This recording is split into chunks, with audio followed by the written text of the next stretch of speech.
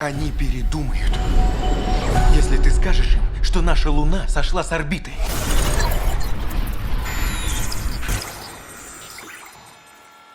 Роланд Эммерих. Как много в этом слове, в этих словах. Король или даже император фильмов катастроф. Он подарил миру День независимости.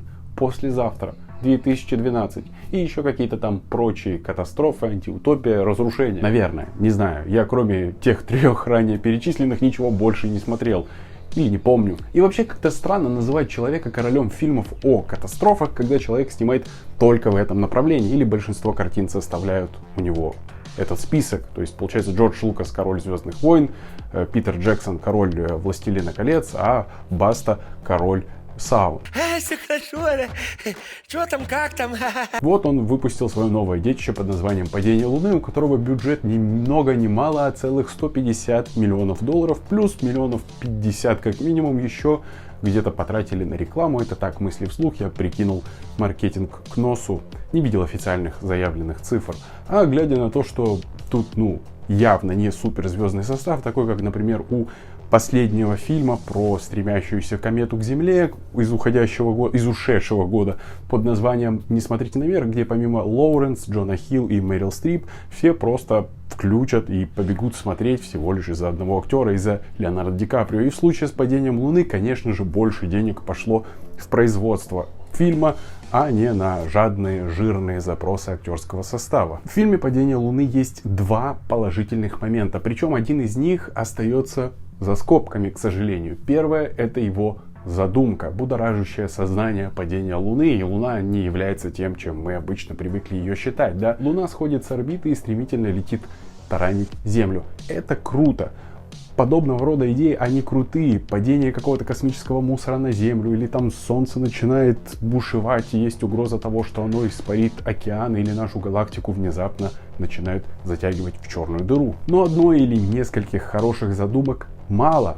Важна и ее реализация, конечный продукт, который зритель увидит на экране. У фильма «Послезавтра» был приблизительно такой же бюджет, как и у «Падения Луны», а у 2012 и вовсе на 50 миллионов больше. И учитывая тот факт, что деньги со временем обесцениваются, а производство стремительно, неустанно дорожает, то эти 150 миллионов чуть ли не превращаются в 75, которые были у Дня независимости в 1996 году. Но вместе с тем и наши технологии с того времени даже за 10 лет сильно шагнули вперед. Из этого вытекает второй положительный момент в этом фильме — это его графоний. Да, действительно, там хорошая качественная графика, которой можно отлично насладиться на большом экране. И как я ранее уже сказал, его задумка крутая, и на этом заканчиваются все прелести и положительные качества этого фильма. Да и тоже стоит учитывать тот факт, что часть этой крутой графики происходит в космосе, а у нас там бесконечное пространство темного, холодного и страшного. Дальше куча проблем. Понятное дело, что не нужно рассчитывать на какую-то достоверность, истинность, глядя на происходящее в картине. И придирки по типу тех, что были к «Аватару» или «Интерстеллару», от них у меня лично глаз типает, что там черная дыра не так работает, или еще что-то не так в космосе делается, вертолеты там должны были разбиваться об летающие камни. Я люблю фантастику, и настоящие поклонники и любители фантастики готовы поверить во все, особенно если оно не нарушает правила, которые сама эта фантастика и устанавливает. Тут проблема в другом. Фильм растянут, затянут, герои, не в обиду будет им сказано, но они безликие, что ли. Тут если их выдернуть оттуда и поставить каких-то совершенно других случайных актеров, не знаю, Маршала и Лили из сериала «Как я встретил вашу маму», мало ли что изменилось. Хотя, может, фильм стал бы чуточку лучше. Конечно же, единственным светлым пятном в этой космической черноте это бородатый молодой актер Джон Брэдли, который является источником шуток и юмора, пытающимся хоть как-то исправить ситуацию и спасти фильм, да и человечество в целом, потому что он первым обнаружил, что Луна сошла с орбиты и нам всем надо текать из города, тому що пизда, но ему, конечно же, никто не верит и не воспринимает всерьез. Прям перекликается, как в ранее упомянутом фильме «Не смотрите наверх». Диалоги, наверное, писал кот, который пробежал по клавиатуре, они пустые, натянутые и ни о чем, их иногда больно слушать. Постоянно отвлекающие второстепенные персонажи, которые по большому счету не сильно-то были нужны и даже утомляют, и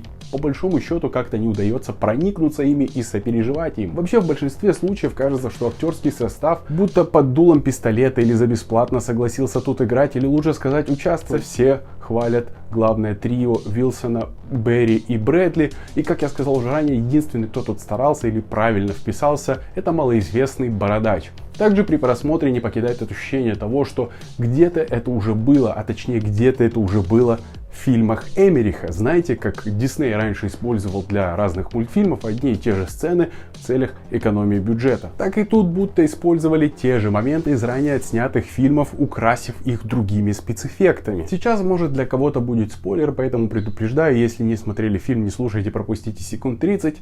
Я думаю, в фильме «Падение Луны» нет сцены после титров, видимо, это надоело уже всем благодаря Marvel, но вот сама концовка, ближе к концу фильма происходит такая вещь, которая намекает на возможное продолжение фильма. И это очень печалит, но радует тот факт, что скорее всего это не произойдет, так как я думаю, что фильм провалится в прокате. Если взвесить все за и против, то в этом фильме «Падение Луны» больше минусов, чем плюсов, перевес в сторону того, чтобы фильм не смотреть. А учитывая тот факт, что фильмы катастрофы, блокбастеры и всякие масштабные по зрелищу фильмы стоит смотреть в кинотеатре, и на это, конечно же, надо тратить деньги помимо времени, то подумайте, стоит ли оно того. Возможно, в компании друзей будет намного приятнее, интереснее и атмосфернее, но так получается, фильм заработает больше денег и выпустит сиквел.